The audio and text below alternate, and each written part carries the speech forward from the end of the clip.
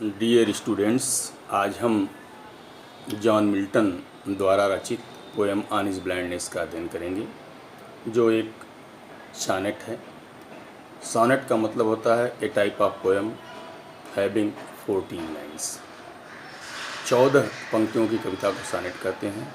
चूँकि कवि अपने ऊपर यह कविता लिखा है, इसलिए हम इसको पर्सनल सॉनेट कहते हैं। तो यह पोएम मिल्टन का एक पर्सनल सॉनेट है। पोएम का अध्ययन करते समय हमें 3-4 बातों का ध्यान देना है, जब हम अंदर अध्ययन के दौरान देखेंगे उसको। कि नंबर 1, इस कविता में माइथोलॉजिकल टच भी दिखाई देता है। दूसरी बात, इस पे बिब्लिकल टच भी है। बिब्लिकल का मतलब बाइबिल का प्रभाव भी देखने को मिलता है। भागवत गीता का भी प्रभाव इस पर दिखाई देता है। कुछ ऐसी चीज़ें हैं जो कि भागवत गीता से टैली करती हैं, भागवत गीता से भी मिलती हैं, तो भागवत गीता का भी प्रभाव इस पर है।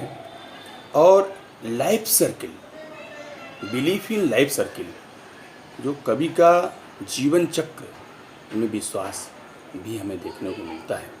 पूरी कविता वस्तुतः 2 भागों में विभाजित है।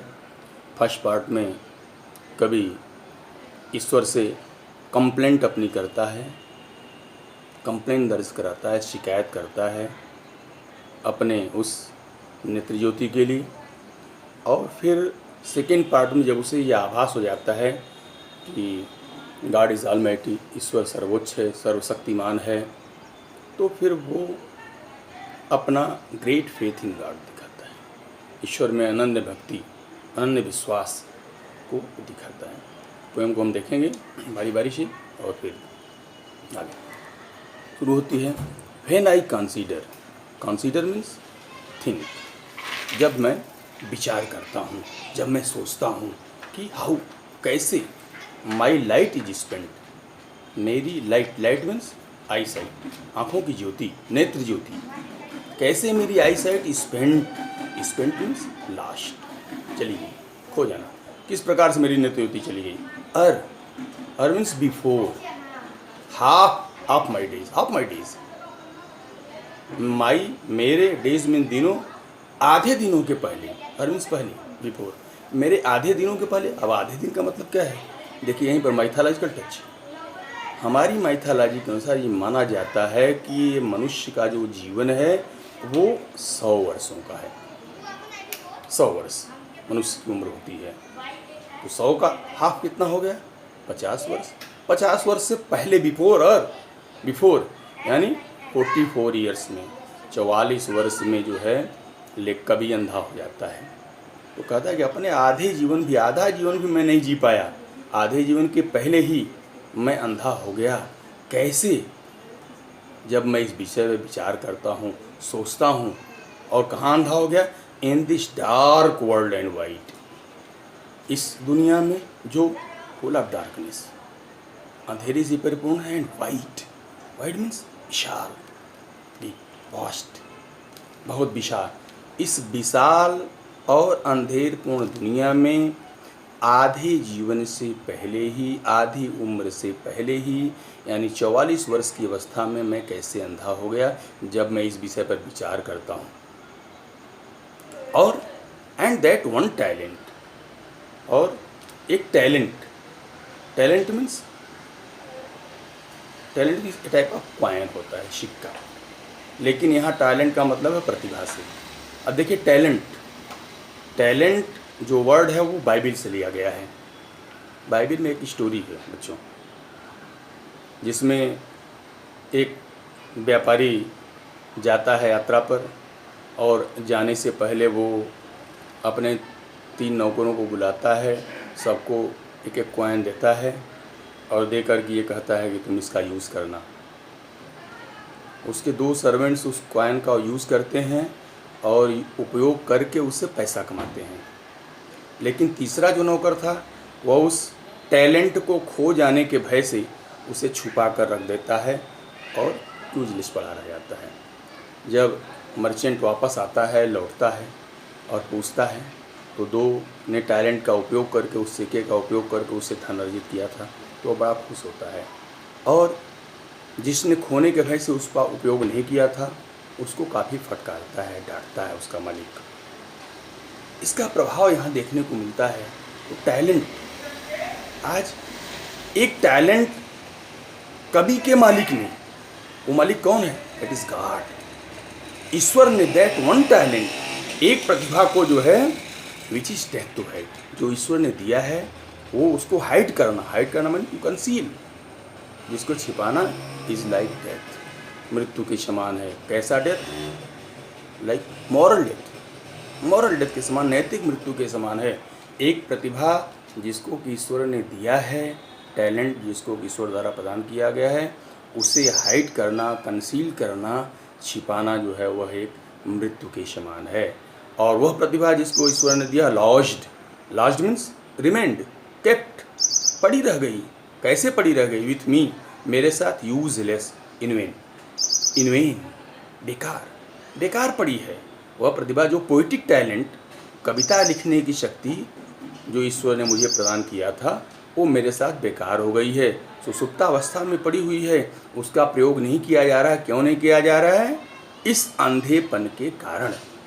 दो मीन्स यद्यपि जो है मेरी आत्मा, दो माई सोल, यद्यपि मेरी सोल जो है is more bent means excess curious, यद्यपि मेरी आत्मा जो है आज भी कविता लिखने के लिए उत्सुक है, कविता लिखना चाहती है। आशा करने का समझ में आ गया होगा। फिर से देख लीजिए। मैंने I consider how my life is spent, जब मैं विचार करता हूँ कि मेरी नित्य कैसे चली गई, और हाफ ऑफ माई डेज, इन आधे दिनों के पहले, आधी उम्र बिताने से पहले ही, यानी 44 वर्ष की अवस्था में मैं कैसे अंधा हो गया।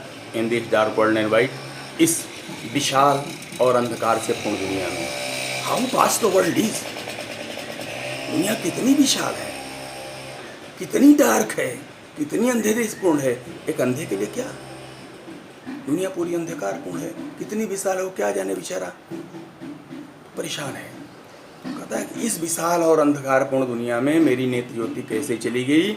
जब मैं इस विषय पर विचार करता हूँ तो मेरी आत्मा दुखने लगती है, दर्द होने लगता है। और एंड दैट वन टैलेंट, और वह जो एक प्रतिभा जिसको कि which is given to the poet by God, जो ईश्वर द्वारा प्रदान की गई थी, उसको which is death to hide, जिसको छिपाना, टू हाइड करना, कंसील करना, छिपाना जो है मृत्यु के समान है, नैतिक मृत्यु के समान है। वह प्रतिभा लॉज्ड विथ मी यूजलेस, मेरे साथ यूजलेस होकर के रह गई, इनवेन हो गई, बेकार हो गई। दो माई सोल, यद्यपि बावजूद इसके, माई सोल मोर मीन्स और अधिक, बेंट मीन्स क्यूरियस, उत्सुक, यद्यपि मेरी आत्मा जो है आज भी कविता के लिए उत्सुक है। तो आपने देखा कि टैलेंट जो है बाइबल की एक कहानी है की तरफ इंगित करती है। तो बिब्लिकल टच इसमें मिला। Mythological put, earth of my days, जीवन 100 वर्ष का होता है, और आधे से पहले यानी 50 से पहले 44 वर्ष में, तो यहाँ माइथोलॉजिकल टच भी हो गया। ये दो प्रभाव इस फर्स्ट स्टेंजा में 4 पंक्तियों में हमको देखने को मिलता है। जहाँ तक कॉन्टेक्स्ट की बात है, आप लिख सकते हैं कि in this stanza the poet expresses his heartfelt agony, heartfelt sorrow on the loss of his eyesight, अपने आँख की रोशनी जाने पर वो हृदय की पीड़ा, हृदय का दुख व्यक्त करता है। ये कॉन्टेक्स्ट हो गया। एक्सप्लेनेशन में आप कह सकते हैं कि the poet says that he has become blind at the age of 44. For him, the whole world is full of darkness.